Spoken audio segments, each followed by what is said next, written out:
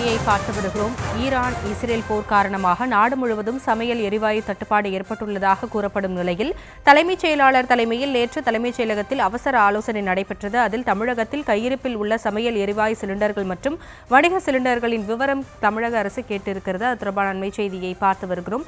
இதுகுறித்த விவரங்களோடு இணைகிறார் நம்முடைய செய்தியாளர் பாரி கார்த்திக். பாரி, முழு விவரங்களை வழங்கலாம். வணக்கம். இஸ்ரேல் மற்றும் ஈரானுடைய இந்த போரின் காரணமாக அமெரிக்கா இடங்கள், அதாவது குறிப்பாக அரபு நாடு இருக்கக்கூடிய அமெரிக்காவை சார்ந்து அமெரிக்காவிற்கு ராணுவ இடங்கள் கொடுத்த பல்வேறு நாடுகள் மீது ஈரான் தொடர்ச்சியாக போர் புரிந்து வருகிறது. இதன் காரணமாக சர்வதேச சந்தையில் அனைத்து இடங்களிலுமே பெட்ரோல் உள்ளிட்ட பொருட்கள் வழங்கக்கூடிய இந்த அரபு நாடுகள் மீது தற்போது நடைபெற்றிருக்கும் இந்த போர் காரணமாக தங்களுடைய எண்ணெய் நிறுவனங்களுடைய செயல்பாட்டை பல்வேறு நிறுவனங்கள் நிறுத்தி வைக்கப்பட்டிருக்கிறது. இந்நிலையில் சர்வதேசம் முழுக்க இது ஒரு மிகப்பெரிய தட்டுப்பாடு மற்றும் கேஸ் சிலிண்டர் உள்ளிட்ட பல்வேறு விஷயங்களுக்கும் தொடர்ச்சியாக தட்டுப்பாடு ஏற்படும் ஒரு சூழல் உருவாகி இருக்கிறது. இதனால் சர்வதேச நாடுகள் கடும் கவலை அடைந்திருக்கின்றன.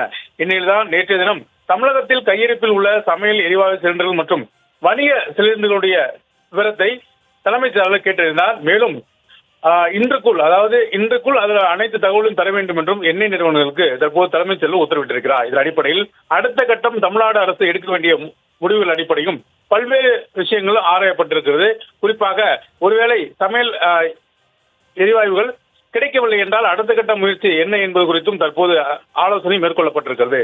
அது மட்டுமல்லாமல் தமிழகத்தில் ஒரு நாளொன்றுக்கு பயன்படுத்தக்கூடிய சிலிண்டர் மற்றும் வணிக சிலிண்டர் என அனைத்து சிலிண்டர்களுடைய எண்ணிக்கையும் தற்போது தலைமைச் செயலாளர் எண்ணெய் நிறுவனம் கேட்டிருந்து வருகிறார். மேலும் நம்மளுடைய தமிழகத்தில் கையிருப்பில் எவ்வளவு இருக்கிறது, மேலும் இது எவ்வளவு தட்டுப்பாடு இருக்கிறது என்பது குறித்தும் கேட்டறிந்து வருகிறார். எனவே இன்றுக்குள் அவர்கள் தங்களுடைய முழுமையான அறிக்கையை தலைமைச் செயலரிடம் ஒப்படைப்பார்கள் என்று எதிர்பார்க்கப்படுகிறது.